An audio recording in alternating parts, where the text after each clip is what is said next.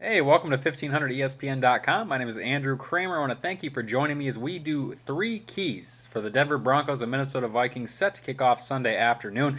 It is going to be a tale of two offensive lines, as Peyton Manning currently stands behind a line with four new starters from last year, something they're still trying to get used to and get on the same page of communication, almost like what the Minnesota Vikings are doing, who are down two starters. Obviously, you know that story with John Sullivan and Phil Loadholt being held out.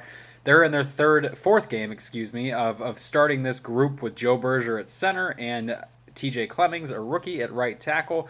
This is going to be by far the toughest test for the Minnesota Vikings line, facing Denver Broncos edge rushers Von Miller and DeMarcus Ware. I believe the Broncos defense is combined for something like 10 sacks already, near the top of the league. This Denver defense ranks near the top of the league in nearly every category, almost. I think it's first in overall yardage allowed, first in passing yardage allowed, third in total scoring, and sixth in run defense. There's not really a weak link in this chain for the Denver Broncos, and Adrian Peterson said as such today when he talked to us in a press conference, saying he has the utmost respect for a guy like Von Miller, fellow Texas native. I'm sure that doesn't hurt, but he's a guy that he's been looking forward to play a lot.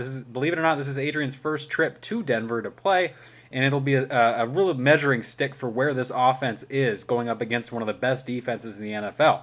Now, the first key for the Minnesota Vikings is to protect Teddy Bridgewater. Obviously, they're going to get the run game going. They're going to have to establish that right away. That's been no mystery at all since Adrian Peterson came back to the Minnesota Vikings.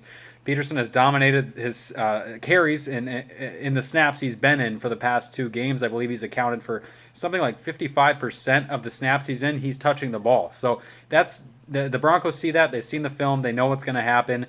The problem is, can you go ahead now and go and stop it? And believe me, I think they're gonna try and load the box, stop Adrian Peterson, and make Teddy Bridgewater beat him.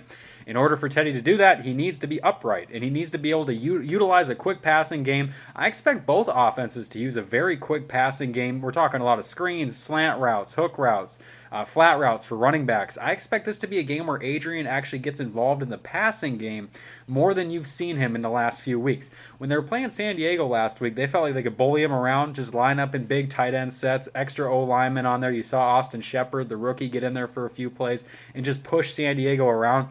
That's not the case with Denver. I think they're going to have to beat Denver with their speed, and that's going to be tough when you got a guy like Aqib Talib on the outsides.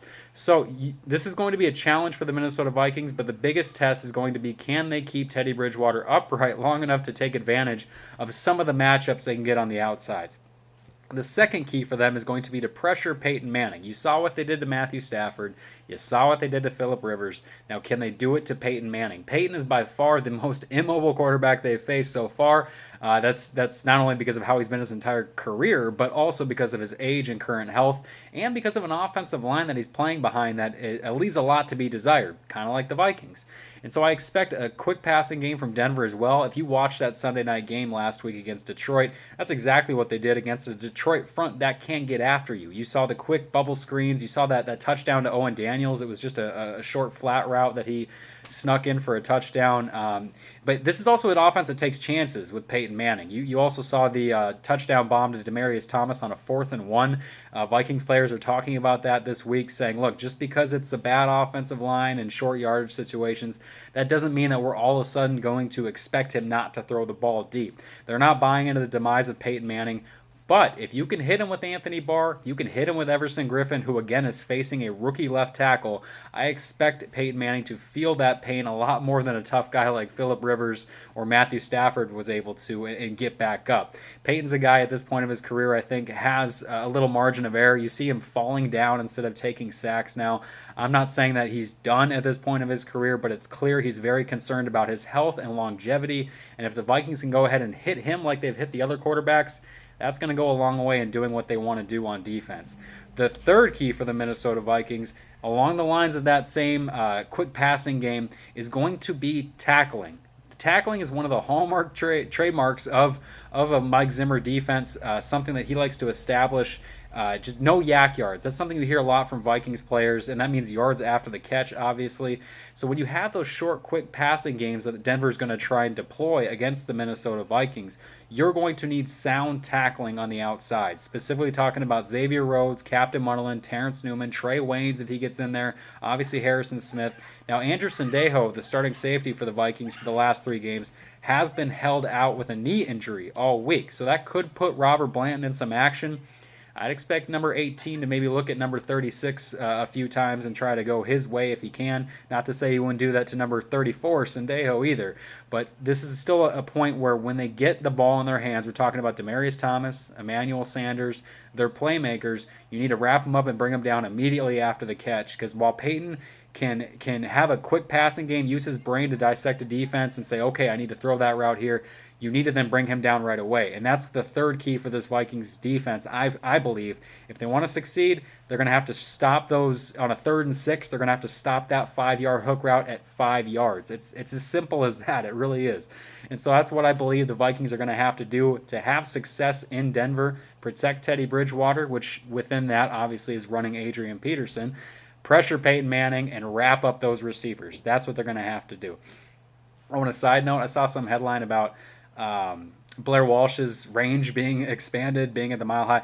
No, what they're concerned about with Blair Walsh's accuracy. They don't care about how far he can get. The reason they drafted Blair Walsh is because he can kick the ball really far. That's not. It makes no sense. So with Blair, he didn't miss a kick on last week, which is a great sign. Breaks a 5-game streak in which he had missed at least 1 kick every game going back to the preseason. So that's a good sign if they can keep him going. I expect this to be a close game. I dropped my prediction earlier. I might as well drop it now. This is the first time I'm picking the Vikings to lose a game. I just don't think their offense, specifically their offensive line, is ready to move the ball as much against that Denver defense as they're going to need to keep up with Peyton Manning.